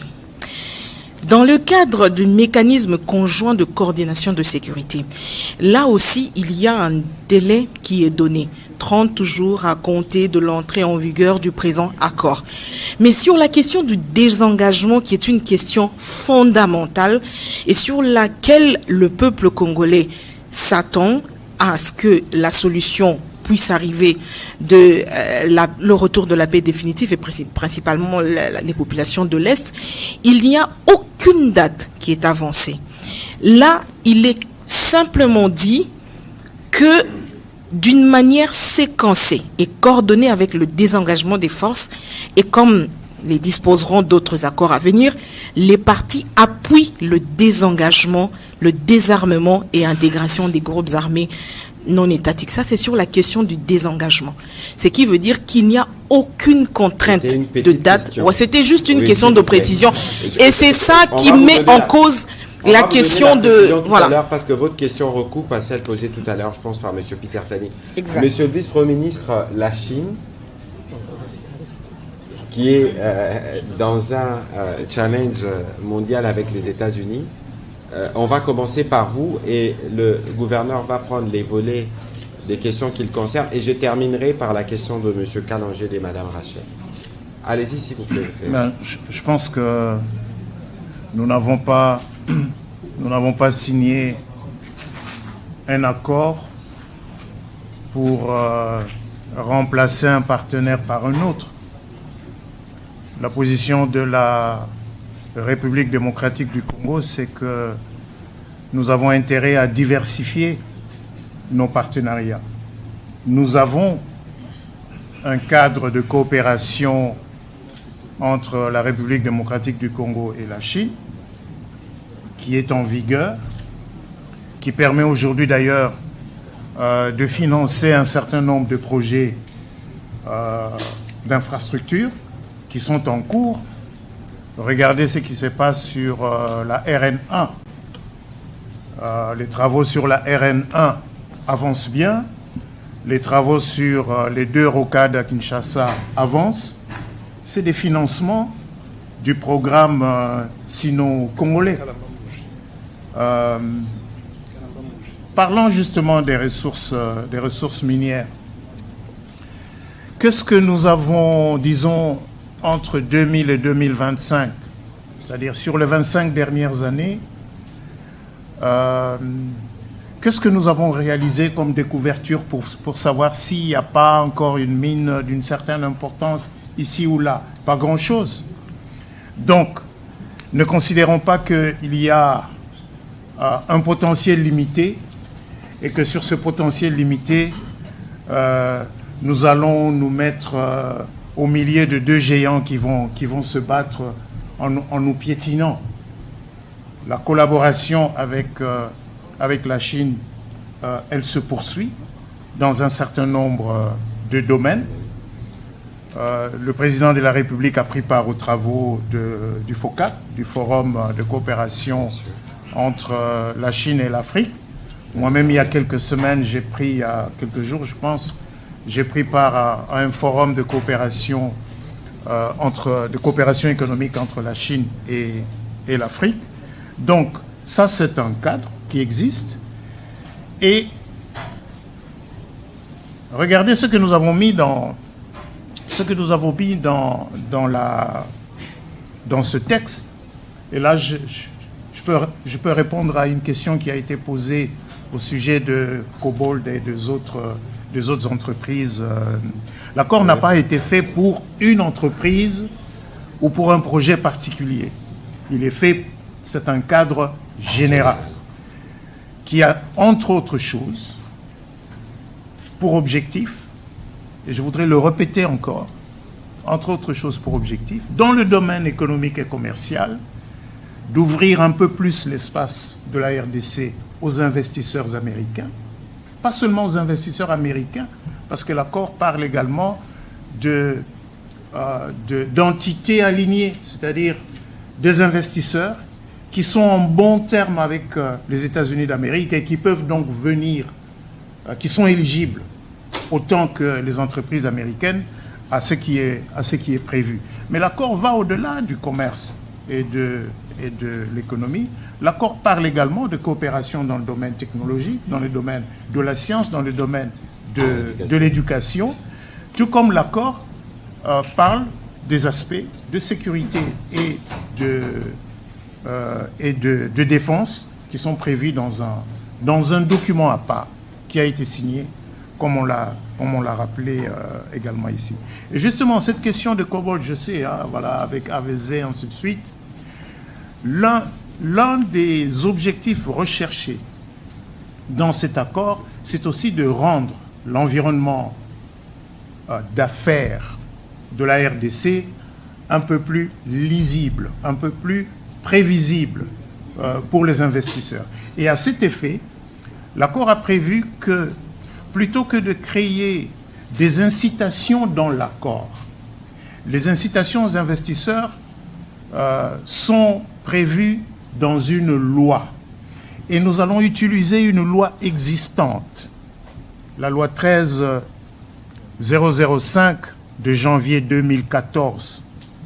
Pour la petite histoire, c'est une loi qui avait été promulguée pour donner une assise légale au programme sino-congolais. Parce que c'est une loi qui fixe les facilités douanières, fiscales, parafiscales et de change pour les entreprises ayant conclu un accord de coopération avec la République démocratique du Congo.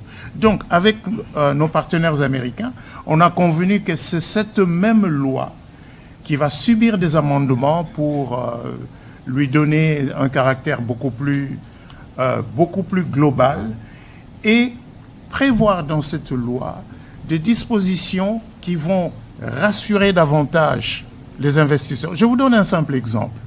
Nous avons la loi sur la TVA qui prévoit que pour les miniers, la TVA remboursable doit être remboursée dans les 30 jours. En réalité, monsieur le gouverneur de la Banque centrale sait que nous traînons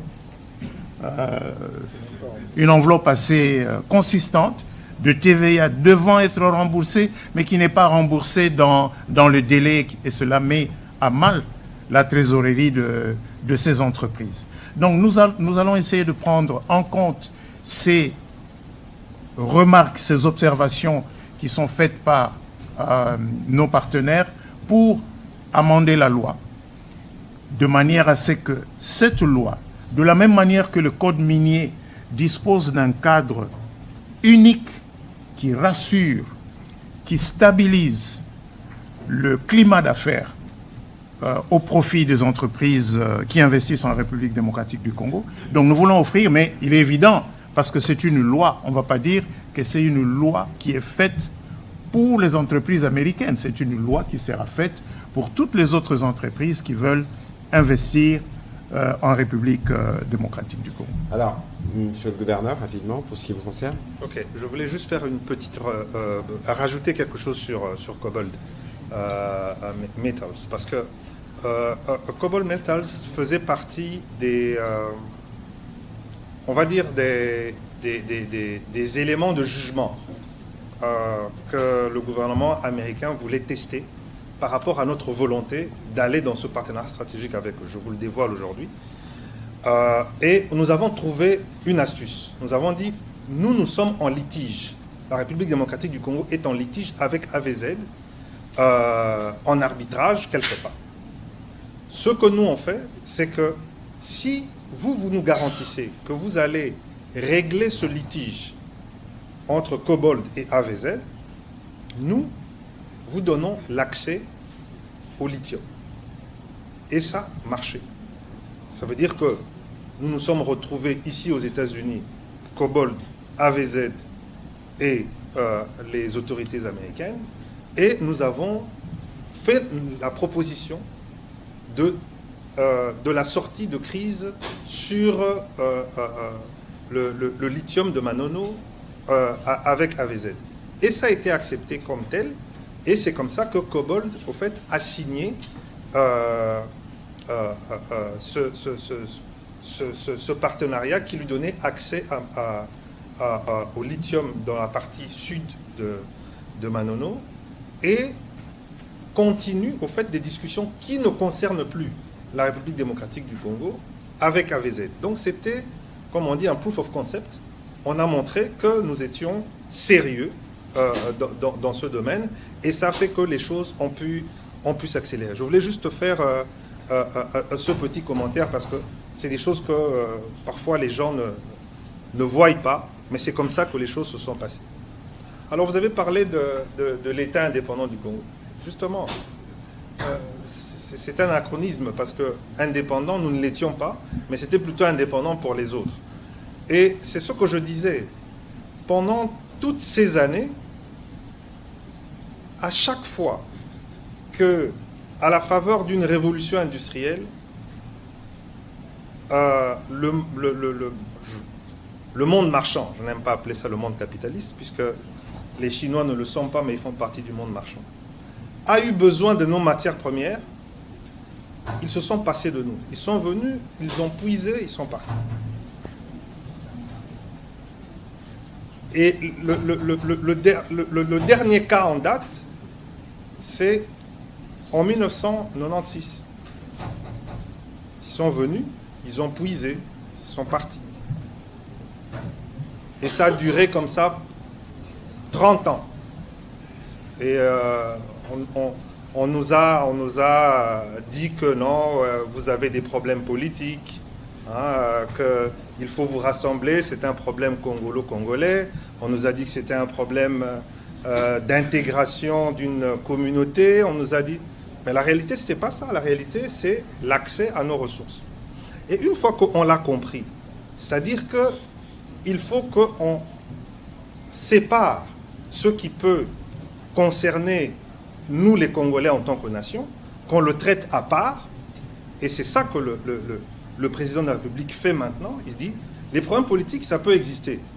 Mais la crise qui est celle du Kivu, telle qu'on la connaît là, l'origine, ce n'est pas du tout un problème politique. C'est un problème d'accès à nos ressources, et nous allons le traiter à la racine. On va traiter à la racine avec qui? Avec le patron du monde occidental, avec les États-Unis d'Amérique. Tout simplement. Tout simplement.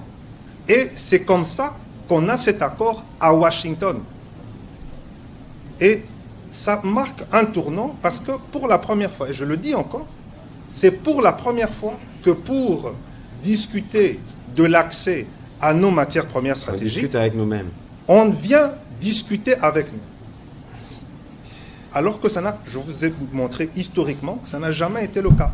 Si vous avez un autre exemple où on a fait des partenariats comme l'Arabie Saoudite l'a fait avec les États-Unis sur le pétrole, sur notre uranium, sur notre cuivre, sur notre caoutchouc, vous venez me le dire. Moi, je peux remonter aussi loin de notre histoire, je ne connais pas ça.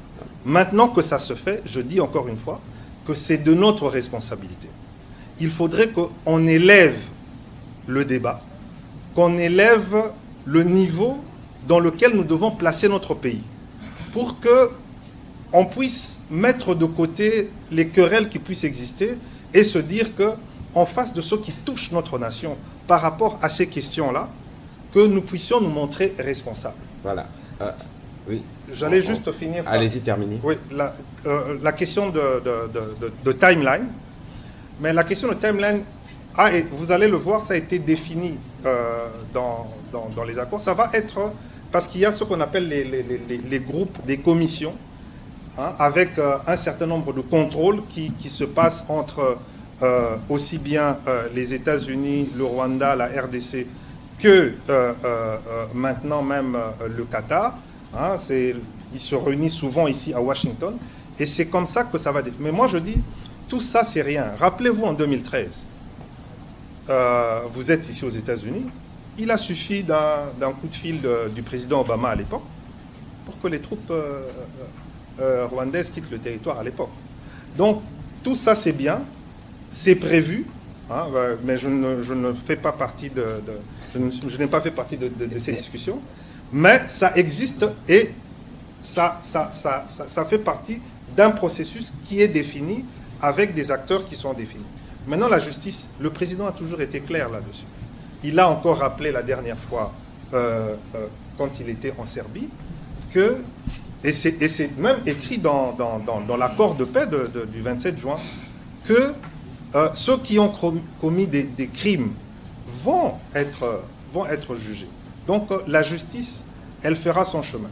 Vous savez que ce ne sont pas les premiers crimes de guerre qu'il y a eu.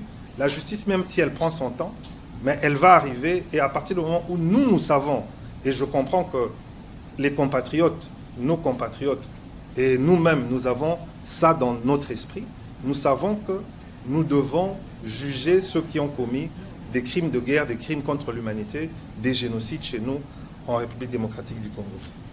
Dernière chose, c'était la question de M. Moubenga.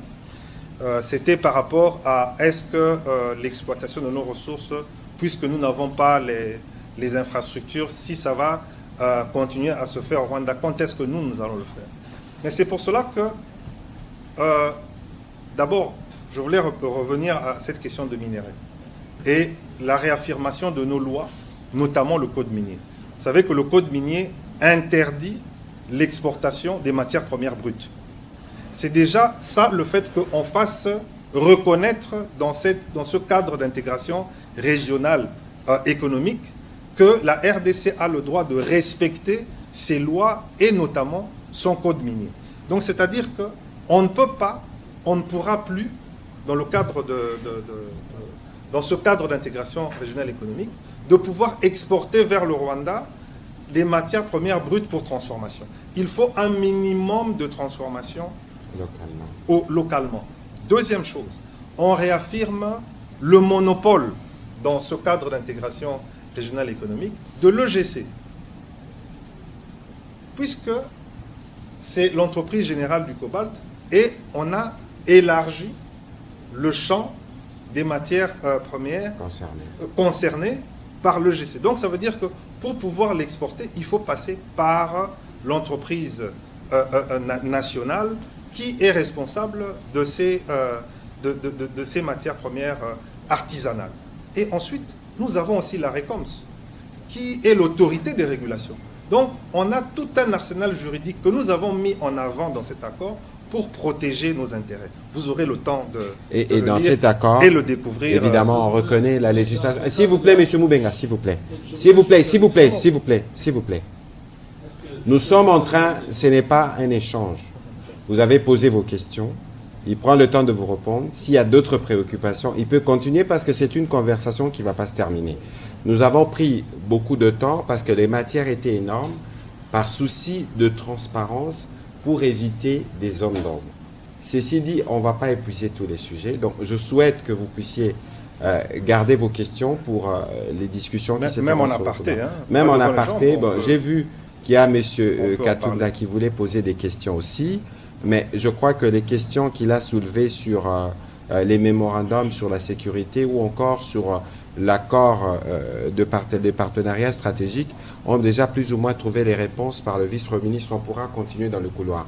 Mais ici, parce que nous devons terminer, je dois rappeler, comme M. Kalonji posait la question tout à l'heure, quelqu'un me disait, en définissant la stratégie diplomatique du président Trump, que c'est la paix par la force.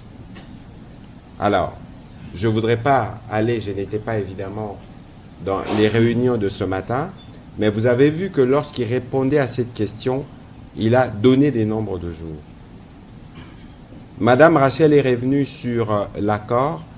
Évidemment, comme je l'ai mentionné tout à l'heure en paraphrasant le secrétaire d'État Rubio, une chose est de signer, mais une autre est de l'implémenter sur le terrain parce que, avant qu'on ne fasse quoi que ce soit, il faut un cessez-le-feu.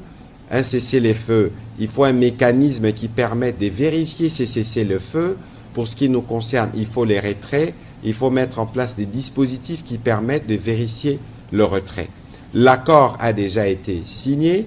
Il y a des réunions qui se font dans le cadre du mécanisme de coordination des sécurités, c'est dans l'accord. Il y a des réunions qui se tiennent dans le cadre du comité conjoint de surveillance. C'est que le secrétaire d'État Rubio a dit, je l'ai paraphrasé, c'est qu'aujourd'hui, il y a un engagement au niveau des chefs d'État. Et donc, lorsque le président américain dit que dans 3 jours, vous allez voir du changement, il parle le monde entier. Il y avait d'autres chefs d'État invités spécialement sur les sujets. Il y a des services, nous attendons de voir les conséquences sur le terrain.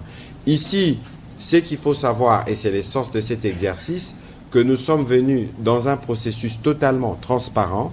Et d'ailleurs, toutes les signatures qui se sont faites aujourd'hui, le président de l'Assemblée nationale, accompagné des élus nationaux, ont participé, parce que nous avons une dimension parlementaire qui suivra. Ici, le souci principal, c'est de vous montrer que nos lignes rouges, en ce qui concerne l'intégrité territoriale de la RDC, ont été tenues. En ce qui concerne la souveraineté sino-minerais, ont été tenues. En ce qui concerne, évidemment, le rapport 50-50 que nous devons avoir avec les gouvernements américains, ont été tenus. Que les Congolais qui nous suivent à Kinshasa et partout dans le monde, en commençant ici par les États-Unis, notent que nous sommes venus ici sur un temps de gravité. Je pense que vous avez vu plus ou moins quelqu'un parler de body language ici, du président de la République. Nous serons pleinement satisfaits le jour où nos populations dans les partis qui sont sous occupation recouvreront la paix. C'est la quête dans laquelle nous sommes. Nous avons franchi des pas importants pour ces jours historiques. On parle d'un conflit des 30 ans, mais aujourd'hui nous pensons que nous sommes à la porte qui va nous amener vers le règlement définitif pour aller vers le développement. C'est ici les lieux de saluer la médiation américaine, l'implication du président Trump, parce que lui-même a pris le dossier à bras-le-corps. Et nous pensons que tout ce qui a été dit ici, monsieur le vice-premier ministre, va devenir réalité. Je ne vous donne pas des mots de la fin parce que vous avez déjà tout dit, sauf s'il y a un petit commentaire particulier. Monsieur le vice-premier ministre? Non, je pense que tout a été dit, mais le dialogue va continuer. Le plus important, je pense que c'est le fait que ce qui est fait se fait dans la transparence. Tout à fait. Les documents, certains d'entre eux sont déjà disponibles. Et vous, les amis de la presse, je suis sûr que vous avez déjà pu avoir accès à ces documents. Évidemment, il y a certains documents qui ne peuvent pas être mis sur la place publique pour des raisons évidentes. Mais il est évident qu'il y a un caractère global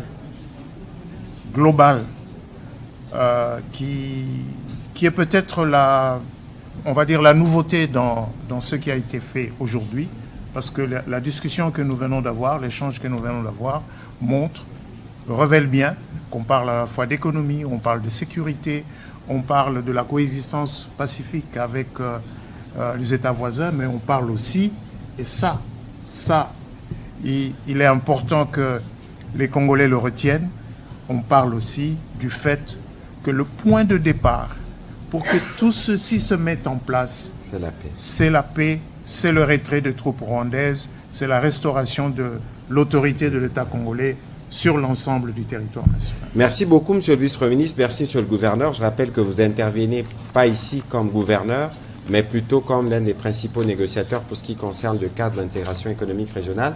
Merci à vous d'avoir été patient. La journée a été longue, mais il était de notre devoir de remplir aussi ces devoirs, permettez la tautologie, de redevabilité. Merci et bonne soirée chez vous. Merci. C'était long, mais c'était utile. C'était utile parce que...